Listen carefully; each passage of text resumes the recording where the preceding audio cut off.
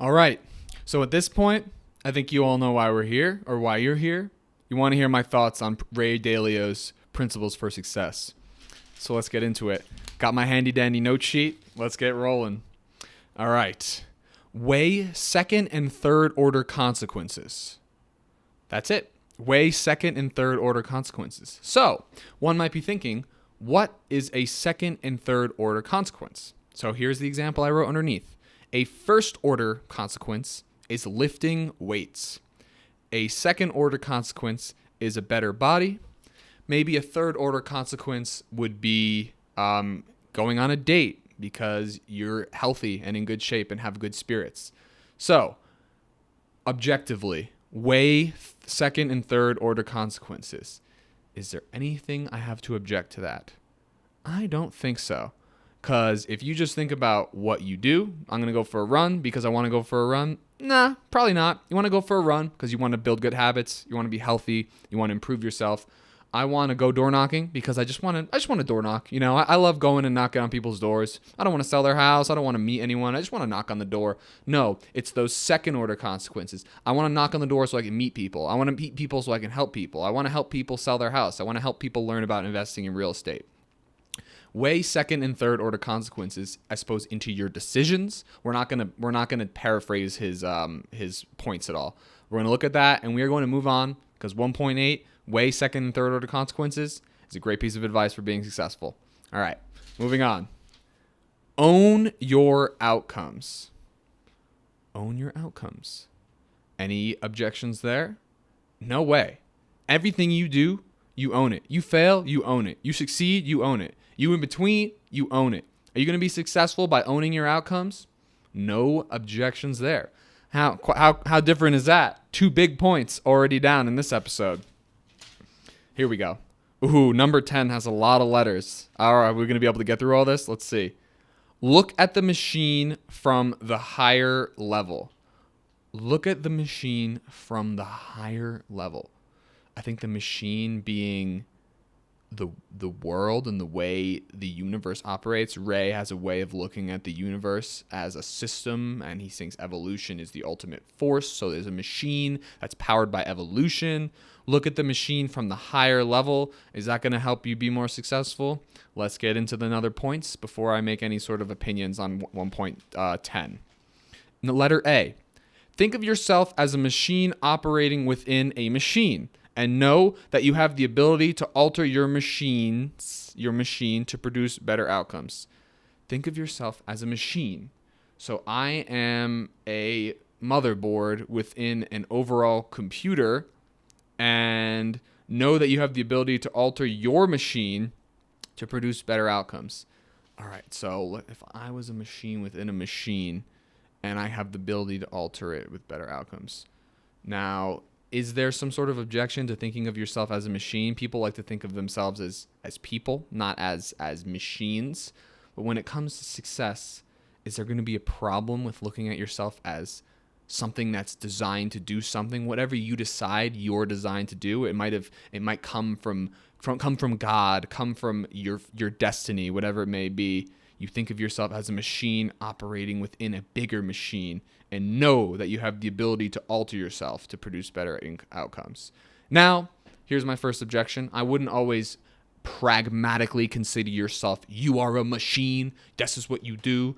But to be successful, sounds like a good plan, knowing that you can change your machine, tweak the parts, maybe give yourself a new hard drive or whatever we want to call it. I'm not good with with computers and stuff. Got to need Kevin Barros for that.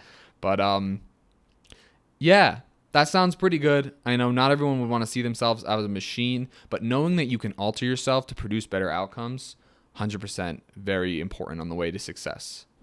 All right, letter B. By comparing your outcomes with your goals, you can determine how to modify your machine. By comparing your outcomes to your goals, you can determine how to modify your machine. Yep, that's right. Compare your outcomes to your goals. I want to talk to 90 people. I talked to 83. What went wrong? Bailey was coming, so I had to entertain him. That's fine. Next week, Adina was coming to visit. I had to meet her. I couldn't quite get to 97. That's okay. So compare your outcomes with your goals. My goal was to hit this. My outcome was this. And then determine how to modify yourself to improve your outcomes. This is a very nice blueprint for just trying to put it in like an analogous way to a machine of how to improve yourself and become more successful. So be solid. All right. Distinguish between you as the designer of your machine and you as the worker within your machine, or as the worker with your machine. And then I have a note under here. More important to be a better designer of your life than to be a better worker in it. All right. So distinguish between you as a designer of the machine and you as a worker with your machine. So I know some of us, we go to a job, we wake up, we're robotic, we type on the computer, we blah, blah, blah, blah, we do this. I get up, I talk to people, I do these papers. But it's very, very important to pause at some points, whether it be when you get home and you have your drink or do whatever it is you do. You wake up in the morning, you have your coffee. Realize that you are the designer of your own life. Nothing is more valuable than your time. So the time that you're putting into something is essentially the biggest exchange you're making for any person or anything. So it's very, very important. Okay, it is recording. We're good. Yeah. So all right, yeah. So the things between you as the designer, yes, it's very important for success. There's no objections here for you to distinguish between, sometimes we call it working in your business in real estate versus working on your business. You need to take time and you must distinguish. There's two different parts of you. There's you who's doing what you say you're going to do, and then there's you who's saying what you're going to do. And it's much more important to get a grasp and be who you want to be when you're saying what you want to do. If I said I was going to donate $20,000 this year, it's very different from me saying I'm going to donate $200,000, and that's going to set me on the path for what I'm going to do every day. So you wake up and you go and you do you have any sort of vision? Are you just working for money? Are you just working for a company that you don't even like? Like, no, that's not going to lead to success. Success is in here. It's from your vision. It's from, as he puts it, it's from being the designer of your own machine. No objections to C. Letter D. The biggest mistake most people make is not to see themselves and others objectively, which leads them to bump into their own and others' weaknesses again and again. Sorry, let's read that one again. The biggest mistake most people make is not to see themselves and others objectively. This leads them to bump into their own and others' weaknesses again and again. It's hard. It's hard to see yourself objectively. We all live through a lens. The biggest... Wait, hold on. Is he saying the biggest problem? The biggest mistake people make is to not see themselves objectively. All right, here we go. Hitting the absolute statements. The biggest mistake people make is not necessarily not seeing themselves objectively. Maybe the biggest mistake is prioritizing the wrong things. The biggest mistake is subjective. So I do disagree with that. The biggest mistake people make in life is not to see themselves and others objectively. It's hard to do that. I don't know if that's even possible to see yourself objectively because you only see through your own lens. So for the sake of time, I don't know if we're going to get all these today. We might honestly stop here and then continue E, F, G, and H next week. But the biggest mistake most people make is to not see themselves objectively. It leads them to bump into their own weaknesses and others' weaknesses again and again. If you don't see yourself objectively, you'll bump into your own weaknesses. There is so much value to what he's saying, to really trying to see yourself objectively. It's going to lead you to success. The more you try to see yourself and others objectively.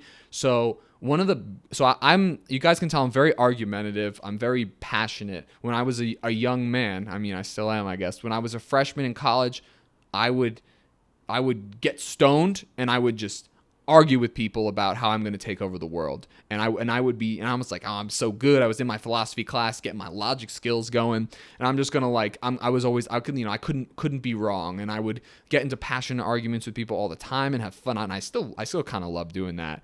But you need some sort of humility in your life. In order to actually increase your argumentative power, you need some humility. You need to understand that there really is nothing that's objectively true. And now this is just an opinion that I'm throwing into this video. I don't see anything as objectively true. I question 1 + 1 = 2. You might think, oh, you're crazy. How could you even live thinking that you don't even know that 1 + 1 = 2? It's like, I was very inspired by Descartes. I've loved the philosophical readings I've done.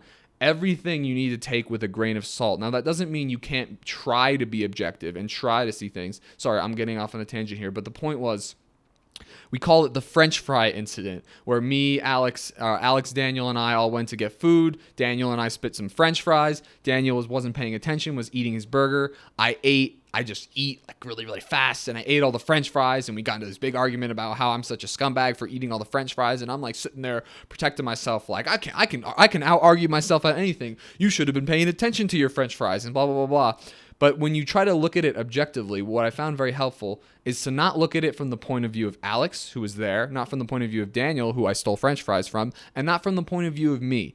If I were an completely unrelated person who watched everything that just happened, what would I think of me? And the answer is, you're a dick who ate the French fries too fast. So, yes, think of things objectively can be very, very valuable when it comes to becoming more successful or becoming less of a scumbag, I guess, as well. At the very bottom level, if you see things from other people's perspectives, not just your friend, of an independent third party, that's always very valuable. If you have no preconceived notions and you look at a situation, you're going to have a different perspective than someone who's involved with it, and it's very hard to do that.